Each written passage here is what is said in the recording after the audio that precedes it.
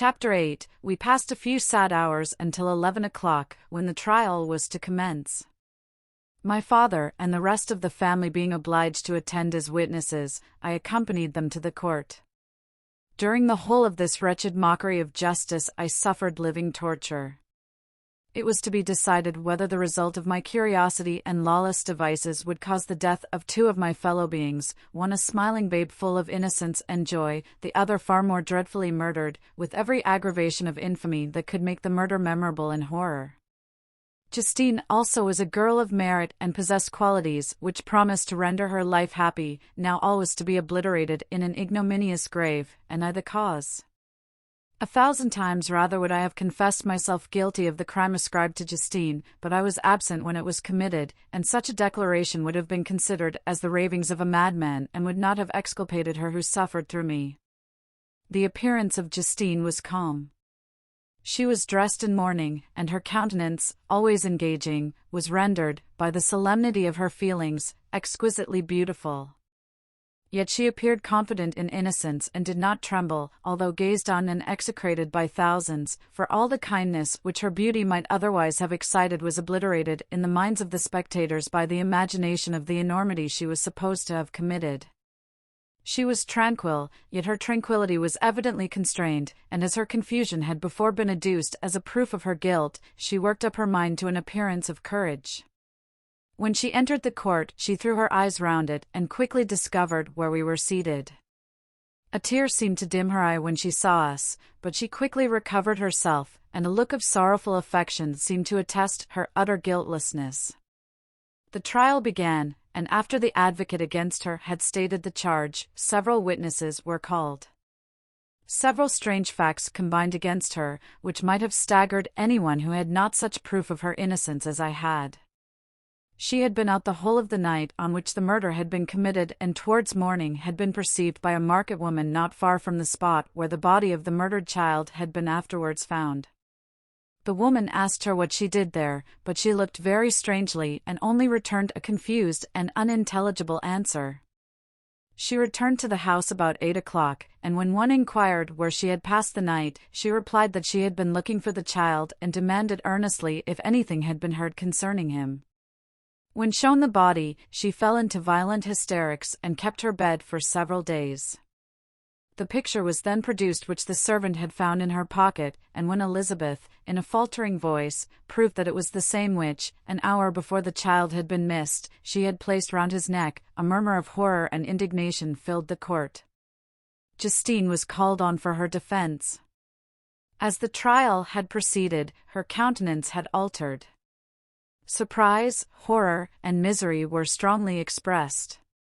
Sometimes she struggled with her tears, but when she was desired to plead, she collected her powers and spoke in an audible although variable voice. "God knows," she said, "how entirely I am innocent.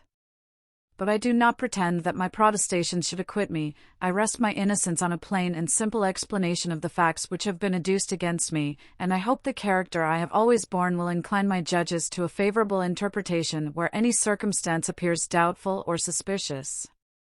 She then related that, by the permission of Elizabeth, she had passed the evening of the night on which the murder had been committed at the house of an aunt at Chain, a village situated at about a league from Geneva.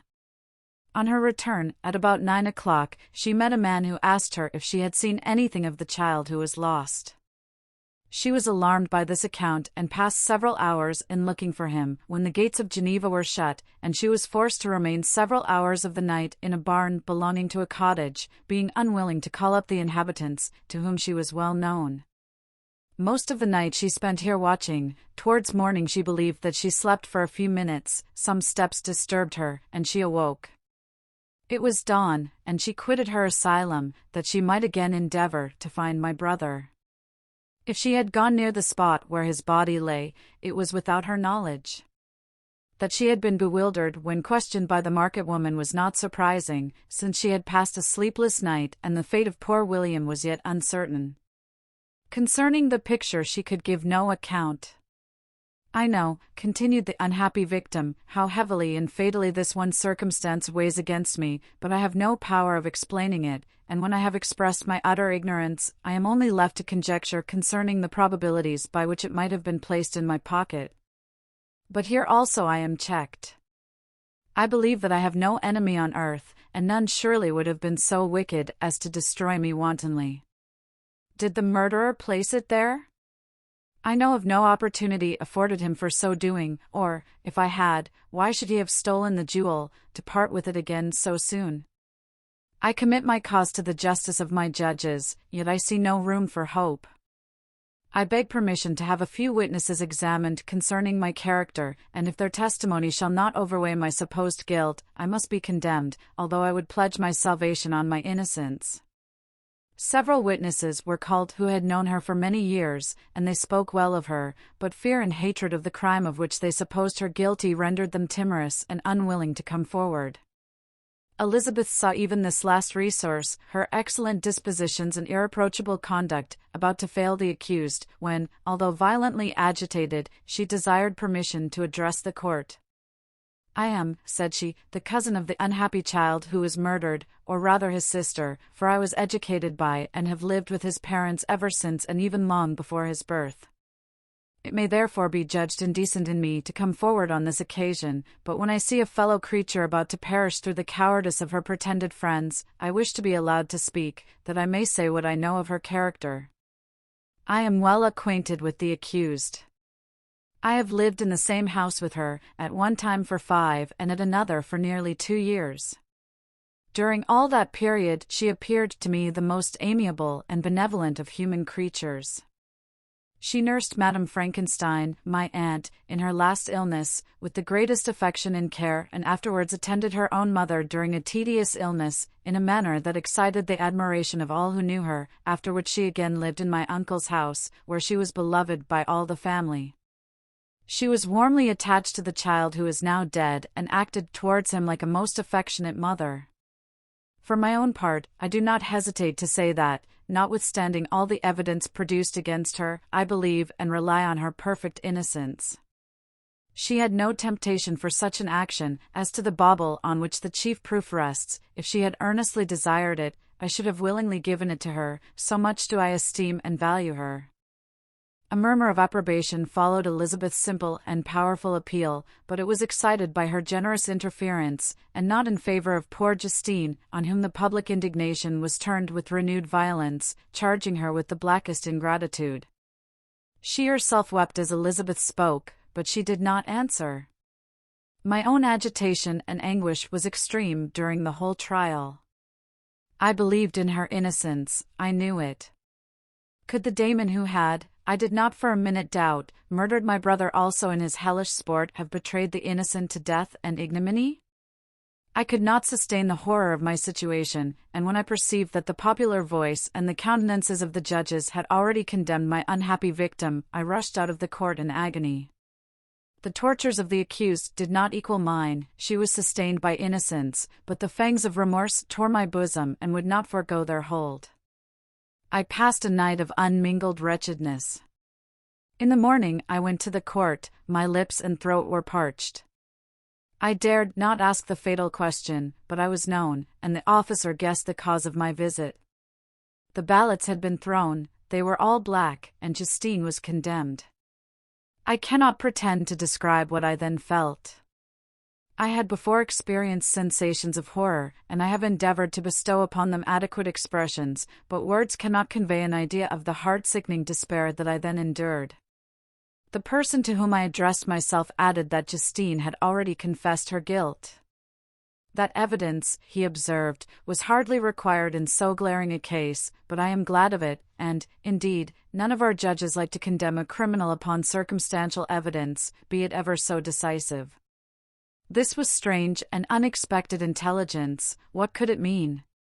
Had my eyes deceived me? And was I really as mad as the whole world would believe me to be if I disclosed the object of my suspicions? I hastened to return home, and Elizabeth eagerly demanded the result. "My cousin," replied I, "it is decided as you may have expected. all judges had rather that 10 innocent should suffer than that one guilty should escape. But she has confessed. This was a dire blow to poor Elizabeth, who had relied with firmness upon Justine's innocence. "Alas," said she, "how shall I ever again believe in human goodness?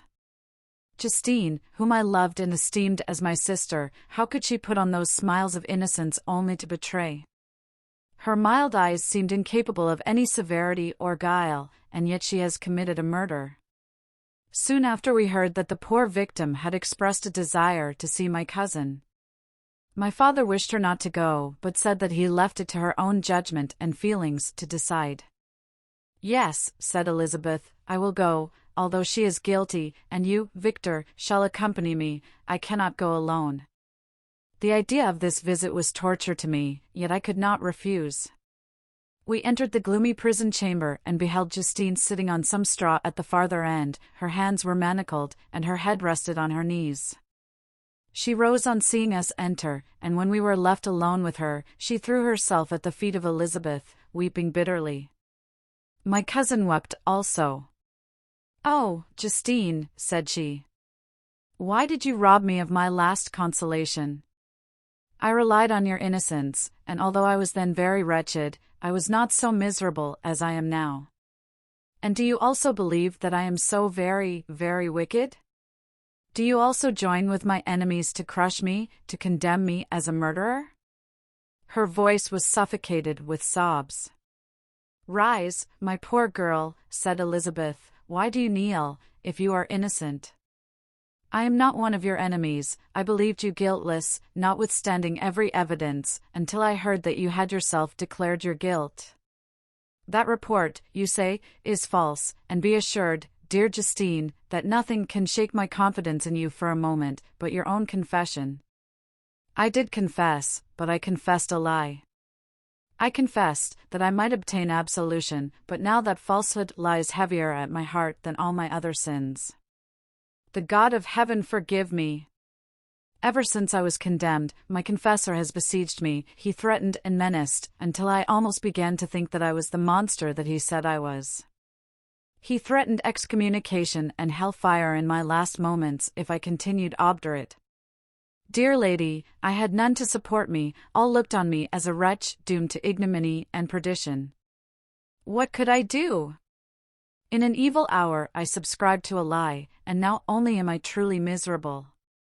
She paused, weeping, and then continued, "I thought with horror, my sweet lady, that you should believe your Justine, whom your blessed aunt had so highly honored, and whom you loved, was a creature capable of a crime which none but the devil himself could have perpetrated. Dear William! Dearest blessed child! I soon shall see you again in heaven, where we shall all be happy, and that consoles me, going as I am to suffer ignominy and death. Oh, Justine! Forgive me for having for one moment distrusted you. Why did you confess? But do not mourn, dear girl. Do not fear. I will proclaim, I will prove your innocence.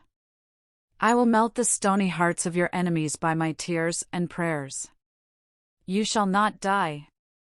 You, my playfellow, my companion, my sister, perish on the scaffold. No! No! I never could survive so horrible a misfortune." Justine shook her head mournfully. "I do not fear to die," she said, "that pang is past. God raises my weakness and gives me courage to endure the worst. I leave a sad and bitter world, and if you remember me and think of me as of one unjustly condemned, I am resigned to the fate awaiting me. Learn from me, dear lady, to submit in patience to the will of heaven." During this conversation I had retired to a corner of the prison room, where I could conceal the horrid anguish that possessed me. Despair! Who dared talk of that? The poor victim, who on the morrow was to pass the awful boundary between life and death, felt not, as I did, such deep and bitter agony. I gnashed my teeth and ground them together, uttering a groan that came from my inmost soul. Justine started. When she saw who it was, she approached me and said, "Dear sir, you are very kind to visit me. You, I hope, do not believe that I am guilty?" I could not answer.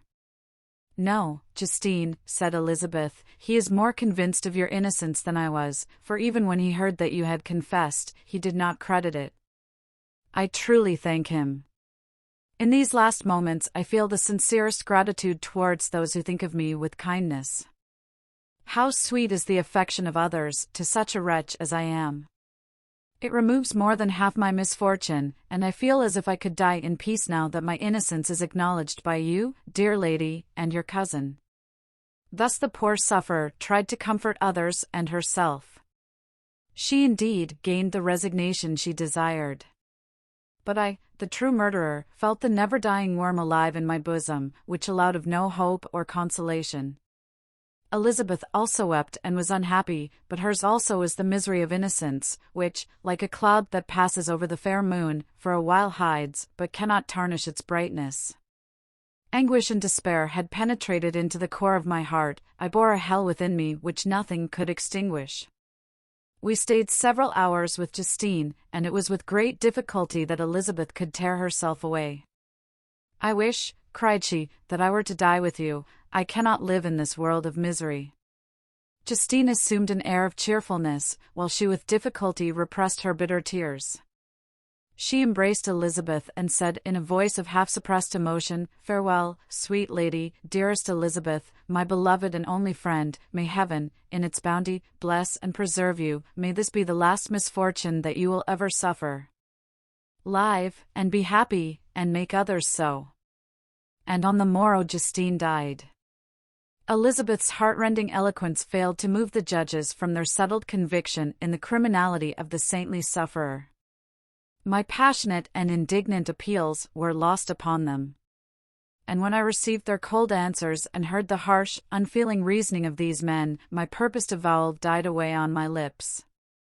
Thus I might proclaim myself a madman, but not revoke the sentence passed upon my wretched victim. She perished on the scaffold as a murderess.